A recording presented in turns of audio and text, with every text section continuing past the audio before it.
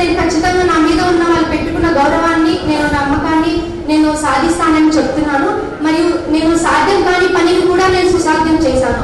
ఉర్దూ ముందు నాకు రాదు అనేవాళ్ళు, నాకు ఆల్ఫాబెట్స్ కూడా రావు. నేను డిగ్రీలోనే నేను కంప్లీట్ గా ఉర్దూ రాయడం చదవడం నేర్చుకున్నాను. ప్లస్ నేను డిగ్రీలో ఉర్దూ చదవడం రాయడం నేర్చుకుని నేను ఇప్పుడు పిహెచ్డి ఉర్దూ చేస్తున్నానంటే అక్కడ చాలా మంది, వందల మంది, వేల మంది నేను అక్కడ గుర్తిస్తున్నాను సెంట్రల్ యూనివర్సిటీలో. మరియు నా లక్ష్యం ఏంటంటే వైస్ ఛాన్సలర్ కావాలని నా లక్ష్యం. ఈ లక్ష్యాన్ని నేను ఒకవేళ వైస్ ఛాన్సలర్ అయిన తర్వాత కూడా నేను ఎప్పటికైనా కూడా మొదటి గురువు నాకు ఉర్దూ అనే ఒక ఫౌండేషన్, ఒక పునాది వేసిన నజీర్ సార్కి నా హృదయపూర్వక కృతజ్ఞతలండి.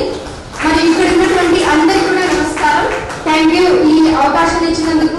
Thank you so much.